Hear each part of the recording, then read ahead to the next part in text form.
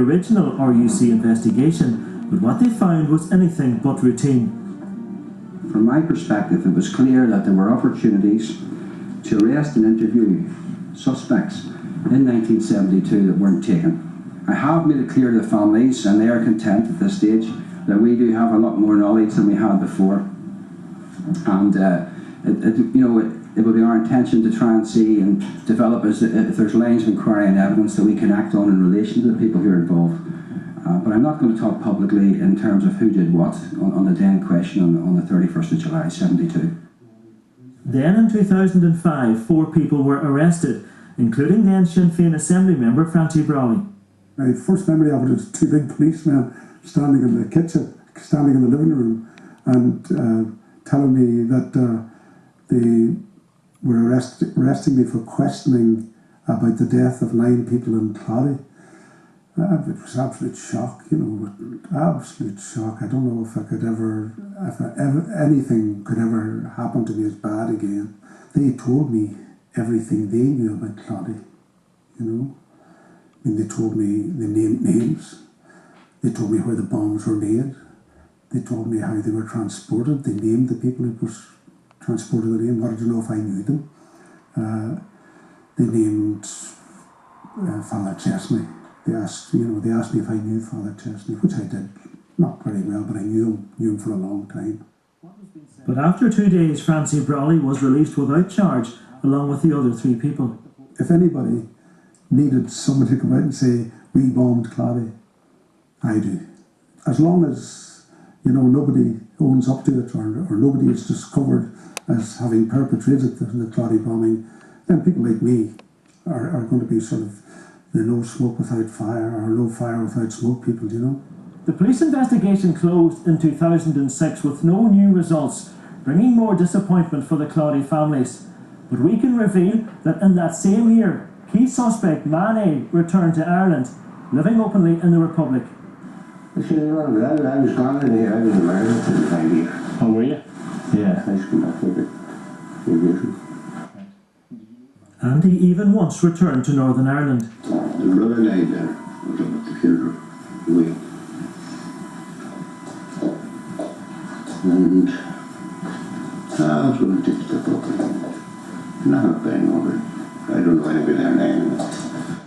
It appears that another opportunity to question this man had been missed. With August publication of the police ombudsman's report, the families hoped they might learn something new. But after an 8-year investigation, the report brought them more frustration. The ombudsman focused on the collusion between the RUC and the government and its contact with the Catholic Church. A lot of the families expressed some disappointment with your findings and were left pretty frustrated because a lot of them had known much of the detail that you produced and put in the public domain. Well, I acknowledge that frustration, and I share it as a matter of fact. But I'll make the point also that the remit of our office is very narrow and it deals only with the police. We're not a Savile report. We're not a Bill of Right inquiry. We don't have that remit and we don't have the resources to do that. So it's a very narrow remit, and I can understand the frustrations of the families in what we've delivered. One new piece of information did emerge after the Ombudsman's report was published. In 2002, Martin McGuinness told Spotlight in a statement that he had never met Father James Chesney. But in September, he remembered that he had talked to the priest on his deathbed. I never knew Father Chesney before Claudy. I never knew Father Chesney for many years after the Claudy bomb. I was asked, whenever I was told that Father Chesney was dying, I was told he was a Republican sympathiser, would I go to see him and meet with him in County Donegal. I did that. There was no mention whatsoever of the Claudy bomb. And during the course of that, he just talked about his support for a united Ireland and for Irish freedom. Some of the Claudy families believed Martin McGuinness could tell them more about the bombing. He was the leader of the IRA in Londonderry at that time. And don't tell me that he didn't know what was happening out in his surrounding county. Martin McGuinness, by his own words, said he was on the run at that time. Where was I? And I got up with him, he said, "In question." And it wasn't. To this day, I haven't been questioned about it by the police. But we can reveal that police did consider questioning Martin McGuinness about Claudy in 2005. However, it was decided that there was insufficient evidence to warrant an arrest. That note remains in the Claudy file today. The senior officer who made that decision has since retired, but we've been told the officer alone took that decision and there was no political interference. However, Martin McGuinness could soon be questioned by the Claudy families if a private meeting goes ahead. I actually had a phone call from Martin McGuinness. We talked on the phone for quite a while. Not just about Claudy, but just general. He seemed very willing to talk about Claudy with ourselves. You know, obviously, if that does happen, it'll be a private meeting, away from the glare of the press and anybody else for that matter. Will you meet him? Yes, I would.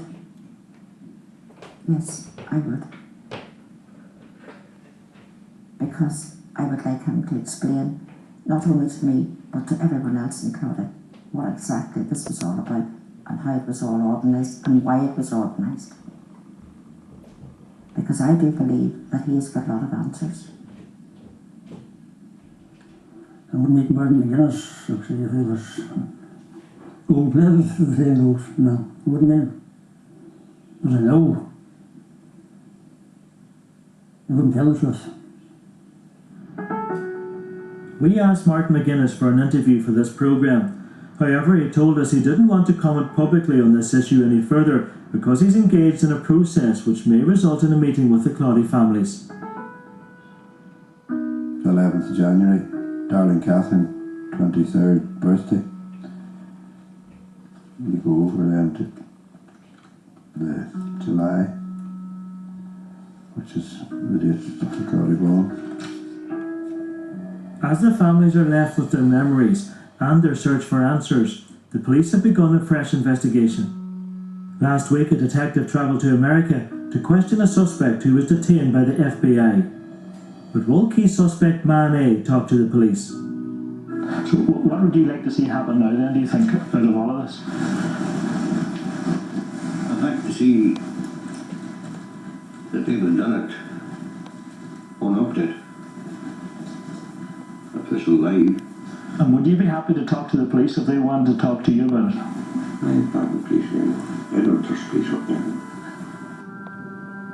We've learned that the PSNI have recently interviewed Man A's former wife for a second time, but as yet they haven't questioned him. The investigation has been transferred from the Historical Inquiries team to the PSNI Serious Crime Branch, which the police say is best placed to deal with this large and complex case. Much of what is known publicly about the Claudy bombers is based on police intelligence. The investigation was allowed to go cold 38 years ago, but the hard facts are 9 people were killed and no one has been held responsible.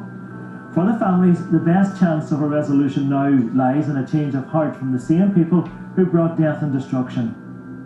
For them, the starting point is that Man A, singled out in the police ombudsman's report, needs to be questioned again now. If they know so much about this Man A, you know, I want them to go and interview the man now. What was the evidence at the time when they actually interviewed Mr. A? Why did they interview him? What evidence did they have? I don't think enough was done for Claudy. Do you think the Claudy bombers who are still living will ever be caught? It's a very hard question to answer. Unless something is prepared to go forward, we'll be in hand about it, tell the truth.